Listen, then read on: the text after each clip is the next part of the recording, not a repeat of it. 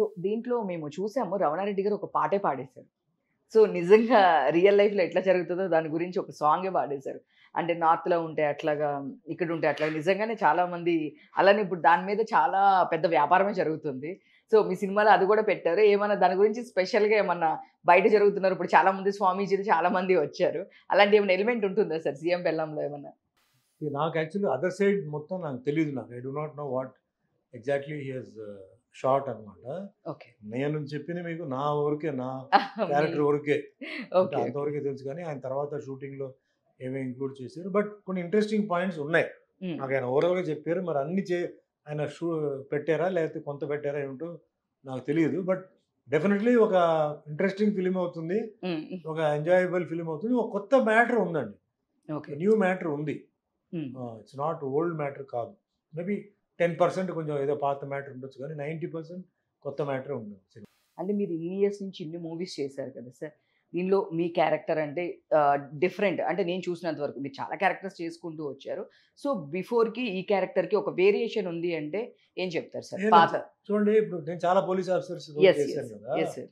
So, trend కూడా మారుతుంది. Time కూడా మారుతుంది. ఇప్పుడు అన్నీ వేరే వేరే కాన్సెప్ట్స్ అన్నీ వచ్చేసింది. హ్మ్. అన్నీ జరుగుతున్నాయి. సో, హ్మ్. ఇది ఇప్పుడు ఉన్న ప్రెజెంట్ పొలిటికల్ సినారియో కరప్షన్ గురించి, తర్వాత కొన్ని అంటే స్కామ్స్ గురించి, హ్మ్. వాటి గురించి డీల్ చేస్తున్న మ్యాటర్. అంతే.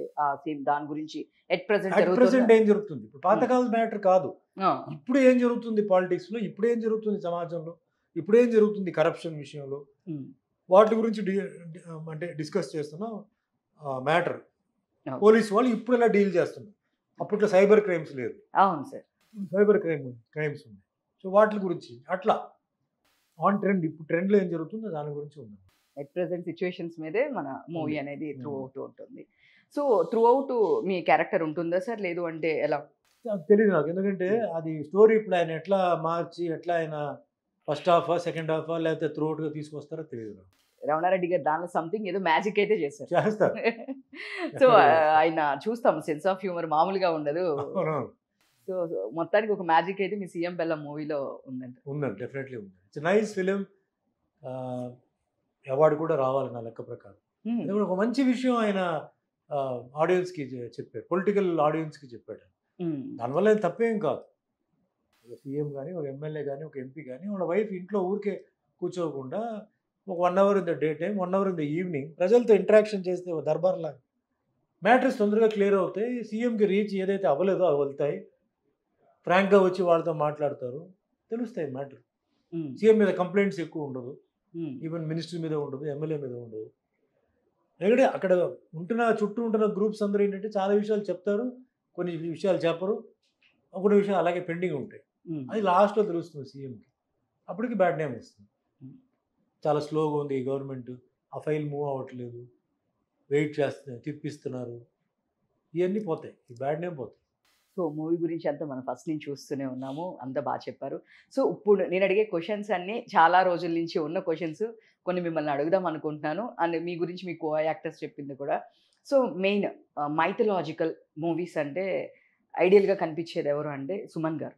సో, వెంకటేశ్వర స్వామి అనంగానే గుర్తొచ్చేది సుమన్ గారు. ఆ మూవీ చేసేటప్పుడు అందరూ మిగతా వాళ్ళందరూ కస్తూరి గారు చెప్పిందేంటి అంటే, నేను ఎలానో వెజ్ తిన్నాను. It's a normal thing. నాకు పెద్ద అనిపించలేదు. బట్ షూటింగ్ జరిగిన అన్ని రోజులు కూడా సుమన్ గారు నేల మీదే పడుకున్నారు. ఆ షూటింగ్ జరిగిన ఎన్ని రోజులైతే అని చెప్పేసన్నారు.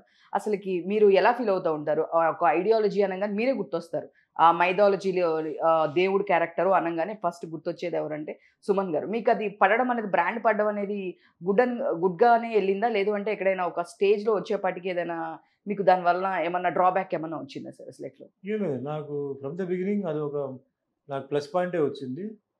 50% నాకు ప్లస్ పాయింట్ వచ్చింది. రిలీజ్ అయిన తర్వాత ఇంకో 50% వచ్చింది. ఎందుకంటే ఆడియన్స్ ఎలా ఒప్పుకుంటారు, ఎంతవరకు ఒప్పుకుంటారని చెప్పేసి ఒక డౌట్. బట్ రిలీజ్ అయిన తర్వాత ఆడియన్స్ ఒప్పుకున్నారు. 100% నాకు వచ్చింది. అండ్ ఆ సినిమా ఎప్పుడో ప్రతి సంవత్సరం రాదు గదా! ఎప్పుడో ఒకసారి వస్తుందని చెప్పి నేను ఆ నియమాలు అన్నీ పాటించి నేల మీద పడుకోవడం, వెజిటేరియన్ ఫుడ్‌గా 8 మంత్స్ ఫ్యామిలీ లైఫ్‌కి దూరంగా ఉంటూ, షూటింగ్ ఇట్లాంటివి షూటింగ్, ఈ షూటింగ్ అంతే. 8 మంత్స్ చేశాను. సో, నాకు రిజల్ట్ ఆన్ స్క్రీన్ కనపడింది కదా! మేకప్ అదంతా వేరే విషయం. మేకప్‌తో పాటు వేరేదో ఒక సమ్ అట్రాక్షన్, వేరేదో ఒక పవర్ అది కనపడుతుంది సినిమాలో. ప్రతి ఒక్కరు పొగడ్డం అంటే అది మామూలు కాదు కదా! హీరోస్ చాలామంది ఉన్నారు. చాలామందికి ఫ్యాన్స్ ఉన్నారు. కానీ ఆ ఫ్యాన్స్ అందరూ ఆ సినిమా చూసి నాకు ఫ్యాన్స్ అయ్యారు. అది గ్రేట్ కదా అది. సో, మేము సో అండ్ సో ఫ్యాన్స్ అండి. బట్ మీ అన్నమయ్య సినిమా చూసిన తర్వాత మేము మీకు ఫ్యాన్ అయిపోయాం సార్. అది ఉంది. మేము ఆ హీరో ఫ్యానే. కానీ మీకు కూడా మేము ఫ్యాన్ అండి. ఎందుకంటే చూసిన తర్వాత అంటే అది గ్రేట్ కదా అది. సో, అదంతా ఏంటంటే నేను చెప్పడం ఏంటంటే అంటే ఏదో ప్రతి ఒక్కరు పడుకుంటే నేల మీద పడుకొని ప్రతి ఒక్కరు వెజిటేరియన్ ఉంటే అది వస్తుందో నాకు తెలీదు. Connection between the God and me. Connection between ఎందుకు చెప్తానంటే ఆ వేషం వస్తుందంటేనే అది కనెక్షన్ అది. దైవ కనెక్షన్ లేకపోతే ఆ వేషం నాకు రాదు. నాకన్నా బెటర్ పర్సనాలిటీ ఉంది. చాలామంది ఉన్నారు కదా! వాళ్ళకెళ్ళొచ్చు కదా! అది ఎందుకు నాకు రావాలి? అది నాకు రావాలని ఉందంటే అది నాకు రావాలి అని అలా రాసిపెట్టి ఉంది. అలా రప్పించారు భగవంతుడు. అది వచ్చింది. నేను ఇది చేశాను. సినిమా రిలీజ్ అయింది. ఆ పేరొచ్చింది.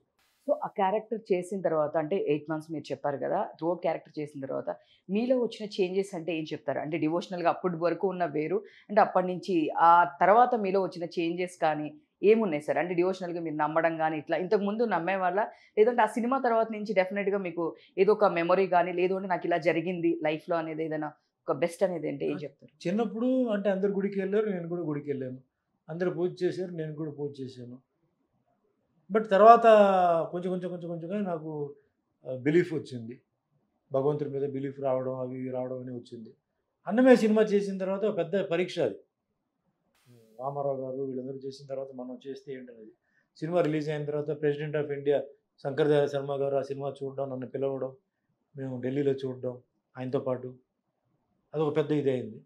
తర్వాత మెల్లిమెల్లిగా నాకేంటంటే నాకు దేవుడికున్న ఒక ఒక కనెక్షన్ ఒకటి, ఒక ఇది ఆశీర్వాదం అని చెప్తామా, ఆశీస్సులు చెప్తామా, ప్రతి ప్రజలొచ్చేసి దాని గురించి చెప్పడం.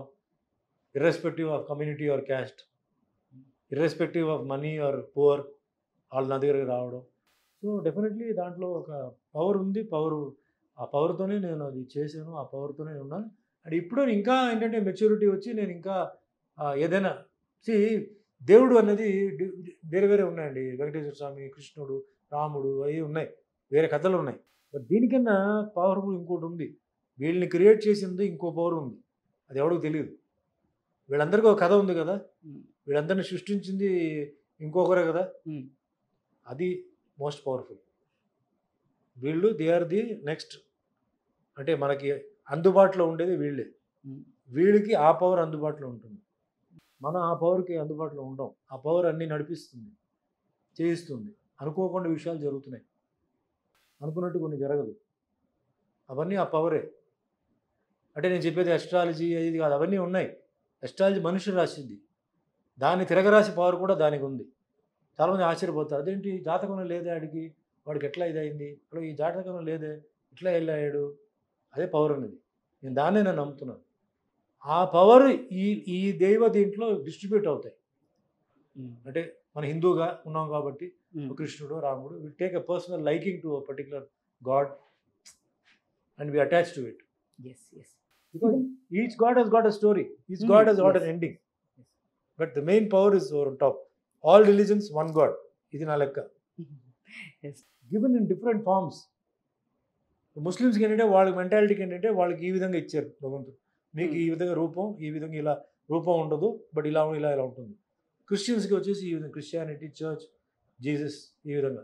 అట్లా Hindu, Muslim, Christian, Buddhism, Jain, Parsi, Sikh all different అండి. The power is one.